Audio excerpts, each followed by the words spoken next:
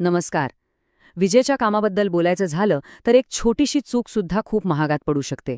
आणि गंमत म्हणजे ही चूक बऱ्याचदा कामात नसते, तर हातात असलेल्या हत्यारात असते. म्हणजे बघा, योग्य हत्यार निवडणं हे फक्त काम सोपं व्हावं म्हणून नाही, तर सगळ्यात महत्त्वाचं आपल्या सुरक्षेसाठी आहे. तर मग आजच्या या माहिती प्रवासात आपण इलेक्ट्रिशियनच्या हत्यारपेटीत डोकावणार आहोत. तारा पकडण्यापासून ते छिद्र पाडण्यापर्यंत. आणि हो, या सगळ्या हत्यारांची काळजी कशी घ्यायची हे सगळं आपण सविस्तरपणे समजून घेणार आहोत.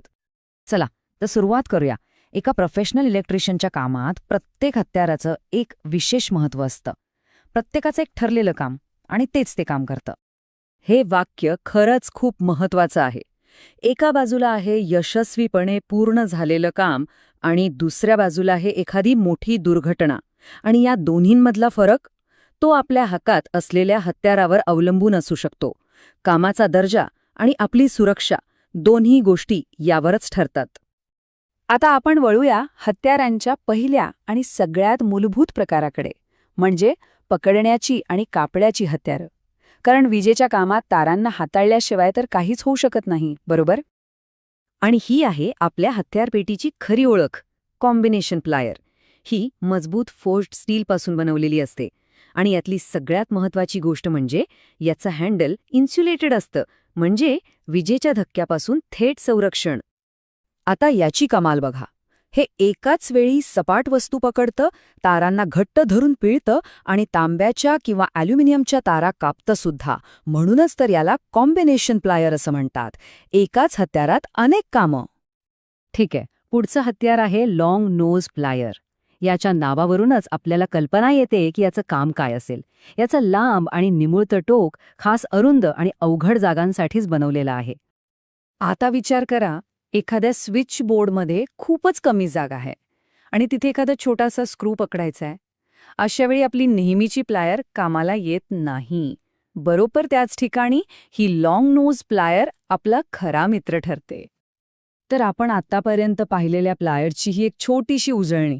कॉम्बिनेशन प्लायर ही सगळ्या कामांसाठी, तर लॉंग नोज प्लायर ही अरुंद जागेतल्या अचूक कामासाठी. प्रत्येक प्लायरचं काम अगदी ठरलेलं आहे. आपलं पुढचं हत्यार दिसायला अगदी साधं आहे, पण याचं काम खूपच महत्त्वाचं आहे. हे आहे वायर स्ट्रिपर. याचं काम साधं वाटलं तरी ते खूप नाजूक आहे. तारेवरचं जे प्लास्टिकचं आवरण असतं, म्हणजे इन्सुलेशन, ते काढायचं, पण आतल्या नाजूक तारेला जराही धक्का न लावता. कारण एक सुरक्षित आणि पक्की जोडणी इथूनच तर सुरू होते. बरं, आता आपण त्या हत्यारांकडे वळूया जी वस्तू एकत्र जोडण्यासाठी, ठोकण्यासाठी आणि त्यांना योग्य आकार देण्यासाठी वापरली जातात. स्क्रूड्रायव्हर हे हत्यार तर आपल्या सगळ्यांच्याच परिचयाचं आहे. पण इलेक्ट्रिशियन जो स्क्रूड्रायव्हर वापरतो त्यात एक खूप मोठा फरक असतो. आणि तो फरक आहे सुरक्षेचा.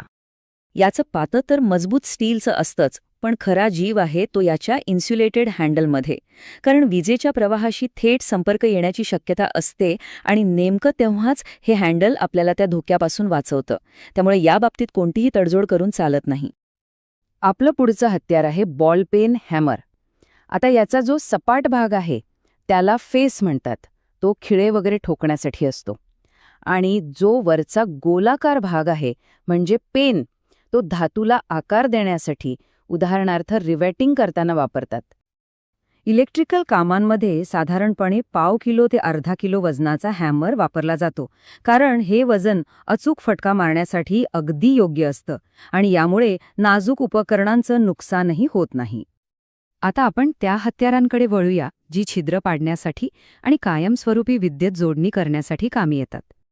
हे आहे इलेक्ट्रिक हँड ड्रिल मशीन. भिंतीतून केबल न्यायची असेल किंवा स्विचबोर्ड बसवायचा असेल, हे मशीन इलेक्ट्रिशियनचं काम खूप सोपं आणि वेगवान बनवतं. जंक्शन बॉक्स बसवण्यापासून ते भिंतीतून पाईप टाकण्यापर्यंत अनेक कामांसाठी ड्रिल मशीन लागतंच. पण एक गोष्ट कायम लक्षात ठेवायला हवी.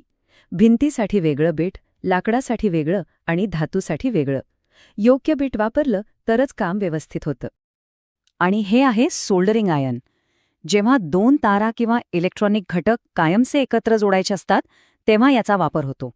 यामुळे एक पक्का आणि विजेचा प्रवाह सहज वाहून नेणारा जोड तयार होतो.